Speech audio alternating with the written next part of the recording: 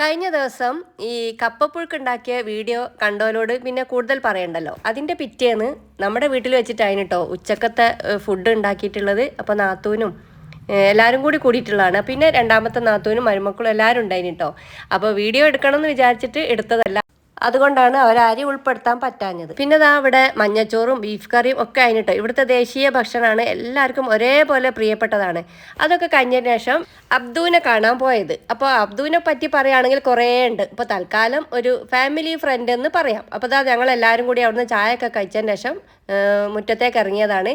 കാരണം എന്താണെന്ന് വെച്ചാൽ അവന് വയ്യാഞ്ഞിട്ട് കാണാൻ പോയതാണ്. അതൊന്നല്ല, ഇപ്പോൾ വയ്യാഞ്ഞതൊക്കെ ഇപ്പോൾ മറന്നു. എല്ലാവരും ചിരിയും കളിയും തമാശയൊക്കെ ആയി. പിന്നെ അതാ മുറ്റത്തേക്ക് ഇറങ്ങി കുറച്ച് കുരുമുളകിൻ്റെ വള്ളി ഇത് കിട്ടി. പിന്നെ അതാ ഇത് വെറ്റിലക്കൊടിയാണ് കേട്ടോ. അത് ഈ മുറുക്കുന്നവർക്കുള്ള അങ്ങനത്തെ ആണ്. അതൊക്കെ ഒന്ന് കണ്ട് അതൊക്കെ നോക്കി സ്മെല്ല് ചെയ്തൊക്കെ നോക്കി.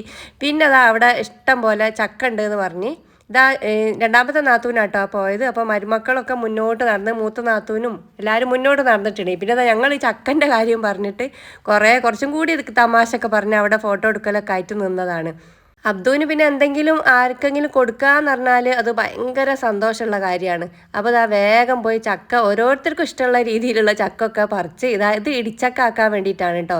എനിക്ക് പ്രിയാണ് ഇടിച്ചക്ക. പിന്നെ കൊത്തൻ ചക്ക ഇങ്ങനെ കൊത്തി ചെറുതാക്കിയിട്ടുള്ള അരികളുണ്ട് ഉണ്ടല്ലോ, അതും ഇഷ്ടമാണ്. പിന്നെ എൻ്റെ മൂത്തച്ഛയാണെങ്കിൽ ഈ ചക്കൻ്റെ ആളാണ്. ചക്ക എന്ത് കിട്ടിയാലും ഏത് രൂപത്തിൽ കിട്ടിയാലും ആളത് റെഡിയാക്കിക്കോളും. നമുക്കൊക്കെ പിന്നെ ഈ ചക്ക നന്നാക്കാനുള്ളൊരു മടിയാണ്. എന്നാലും ഈ അത്രയും പ്രിയം കൊണ്ടും പിന്നെ ഫസ്റ്റിൽ ചക്ക ഉണ്ടാവുമല്ലേ, അപ്പം ഫസ്റ്റിൽ തന്നെ ആകുമ്പോൾ എല്ലാവർക്കും ഇഷ്ടമാണല്ലോ. അങ്ങനെ അതും പറിച്ചത് ആ ഇളയിച്ച് എനിക്കൊന്നും വേണ്ട എന്നുള്ള ഭാവത്തിലാണ് ദൂരെ നിൽക്കുന്നത്. അതൊക്കെ പറിച്ച് വീട്ടിലേക്ക് കൊണ്ടുവന്ന് പിന്നെ അതിൻ്റെ പിറ്റേത്തെ ദിവസമാണ് കേട്ടോ അത്. ഈ ചെറിയ കോരല്ലേ, ഇപ്പോൾ ഈ ആപ്പിളക്കോര, അതാണ് കേട്ടോ കിട്ടിയത്. ആ വിക്കാക്കനോട് പറഞ്ഞ് എന്തിനാ ഈ കുഞ്ഞു പോലത്തെ മീനൊക്കെ വാങ്ങിയെന്ന് പറഞ്ഞ് കുറച്ച് വഴക്കൊക്കെ കൂടിയതിന് ശേഷം അതൊക്കെ മുറിച്ചെടുത്ത് കറി വെക്കുകയാണ്, മുളകിടുകയാണ്. അപ്പോൾ ഇതിൻ്റെ കൂടെയാണ് നമ്മൾ ഇന്നിപ്പോൾ ഈ ഇടിച്ചക്ക ഉണ്ടാക്കുന്നത്. കറിയൊക്കെ സെറ്റായതിന് ശേഷം ഇതാ ഈ ഒരു പാകമാണ് കേട്ടോ ഇടിച്ചക്കൊക്കെ. എനിക്ക് ഭയങ്കര ഇഷ്ടമാണ്. പണ്ടൊക്കെ അത് കുക്കറിലൊന്നല്ല കേട്ടോ വേവിക്കൽ, അടുപ്പത്ത് തന്നെ വേവിച്ചിട്ട് ഉരലിലിട്ടിട്ട് ഇങ്ങനെ ഇടിച്ചെടുക്കുകയാണ് ചെയ്യൽ. ഇപ്പം പിന്നെ കാലം മാറിയത് കൊണ്ട് ഉരലും ഇല്ല, ഒലക്കയില്ല, അമ്മിയും ഇല്ല എന്ന് പറഞ്ഞ സ്ഥിതിയായല്ലോ. ഈ ഇടിച്ചക്ക അതേപോലെ ചെറുതാക്കി മുറിച്ച് കുക്കറിലിട്ടിട്ട് ഒരു 3-4 വിസിൽ വരുത്തിയിട്ടുണ്ട് കേട്ടോ.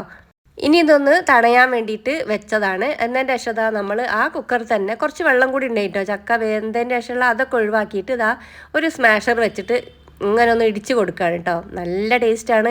പ്രത്യേകിച്ച് പറയണ്ടല്ലോ, ചക്കൻ്റെത് വെരി ഹെൽത്തിയാണ്. എവിടെ കിട്ടിയാലും ഒഴിവാക്കണ്ട കേട്ടോ. ഏത് രൂപത്തിലായാലും ഉണ്ടാക്കി കഴിച്ചോണ്ടി. വെളിച്ചെണ്ണയിൽ കടുകും കറിവേപ്പിൻ്റെ ഇലയും ഈ വറ്റൽമുളകും ഒക്കെ ഇട്ട് വറവിട്ടിട്ട് ഒഴിച്ച് കൊടുത്ത് ഇനി ഊണ് കഴിക്കട്ടെ കേട്ടോ.